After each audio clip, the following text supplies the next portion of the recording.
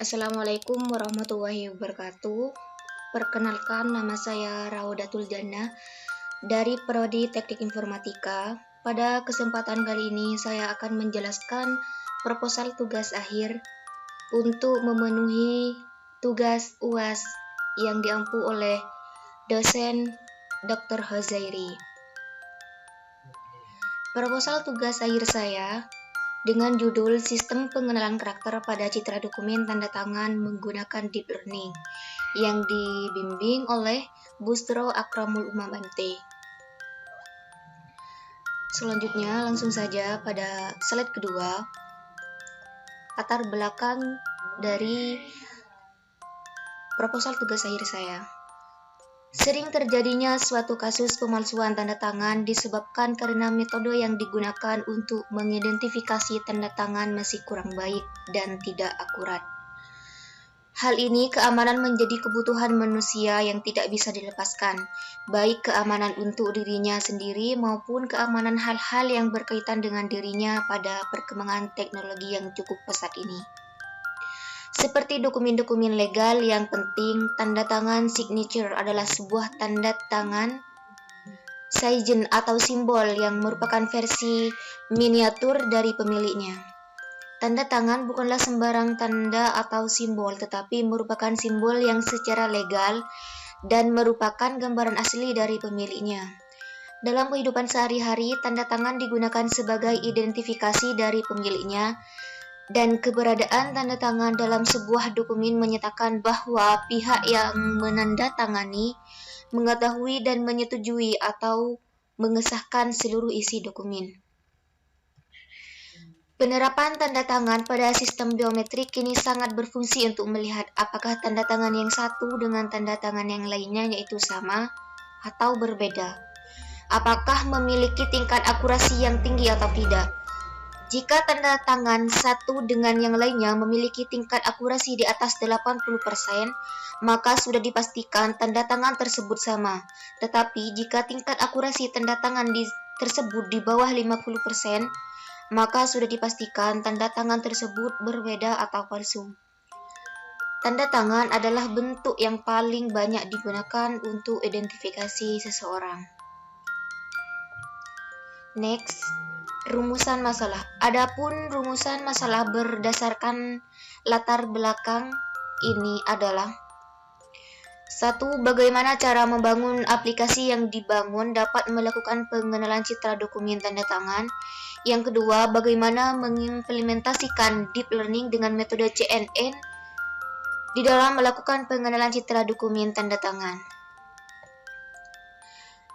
Berikutnya adalah tujuan penelitian. Dari latar belakang dan rumusan masalah di atas, maka penulis dapat memberitahukan tujuan penelitian adalah sebagai berikut.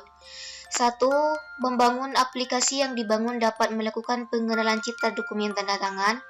Yang kedua, mengimplementasikan deep learning dengan metode CNN dalam melakukan pengenalan citra dokumen tanda tangan. Selanjutnya yaitu slide kelima, manfaat penelitian. Dari penelitian ini, manfaat yang bisa didapatkan adalah memudahkan dalam melakukan pengenalan karakter pada citra dokumen tanda tangan, serta menghemat waktu dan memperkecil risiko kesalahan pengenalan tanda tangan, yang tentunya legalitas terjamin.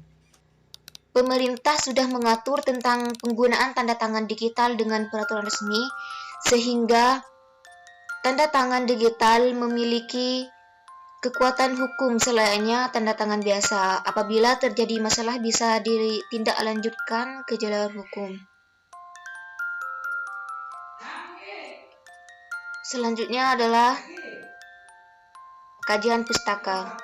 Pada tahun 2021, Aris Kristianto, Sulaiman, Muhammad Ihwani, Salman Fajar Rizki meneliti tentang model keamanan informasi berbasis tanda tangan digital dengan data encryption standard DES algorithm sehingga menghasilkan model keamanan informasi memenuhi dua karakter kriptografi, yaitu kerahasiaan confidentiality dan nirpiangkalan non-repudiation.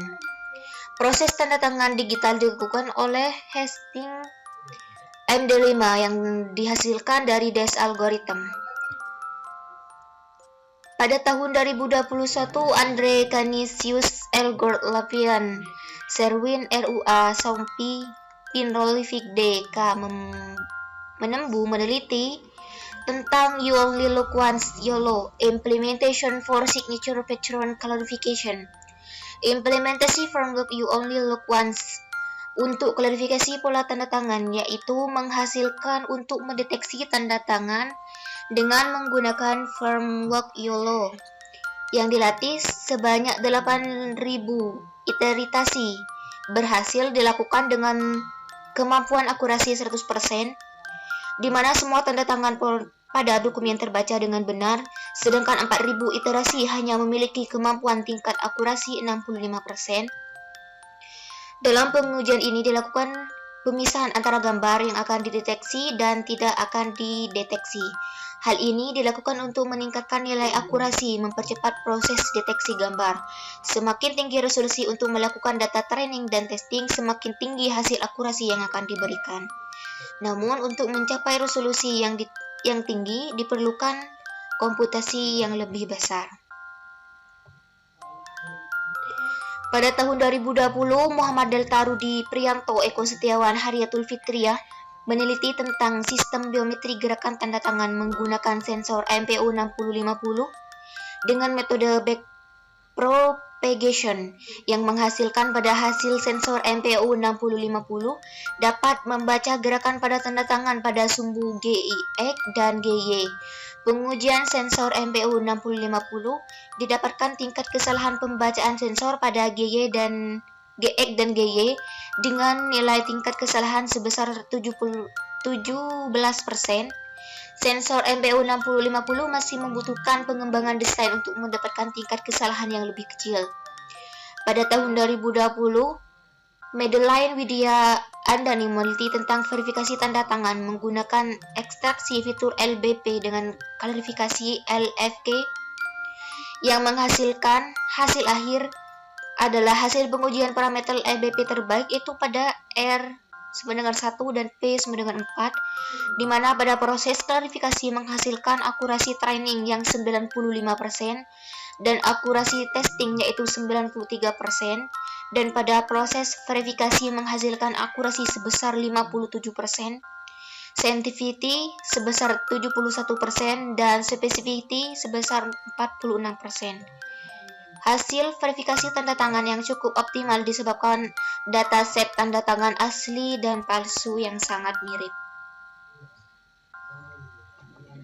Selanjutnya yaitu metodologi penelitian. Adapun tahapan penelitian yaitu identifikasi masalah, proses pengambilan data, pengolahan citra tanda tangan, implementasi dan analisa pembahasan serta hasil dan kesimpulan.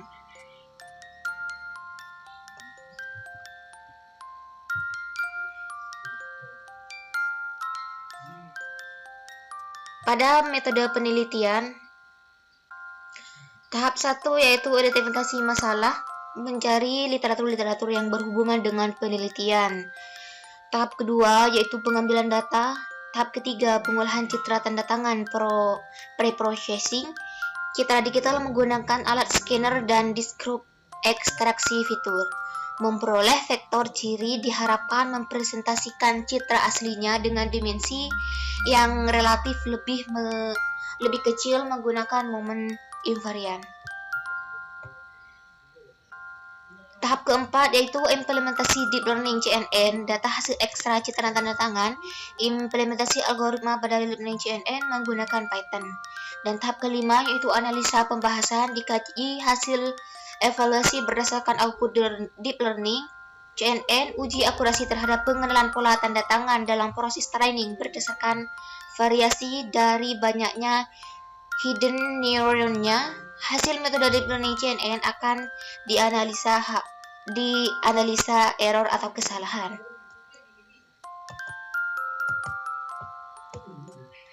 Selanjutnya yaitu desain perancangan. Perancangan sistem adalah tahap awal dari perancangan perangkat lunak. Perangkat ini dilakukan untuk mengetahui kondisi sistem secara umum. Pada perancangan sistem, pengimplementasikan deep learning Pada perancangan sistem pengimplementasi deep learning, pada sistem pengenalan karakter pada citra dokumen tanda tangan, data yang digunakan dalam penelitian pola tanda tangan basah, di mana pengambilan pola tanda tangan dilakukan dengan secara offline. Nah, berikut adalah flowchart proses dalam pemrograman, yaitu yang pertama adalah start. Kita mulai. Selanjutnya pola tanda tangan dimasukkan semuanya. Setelah itu setelah diproses citra tanda tangan dengan menggunakan deep learning CNN, setelah pengecekan baru selesai.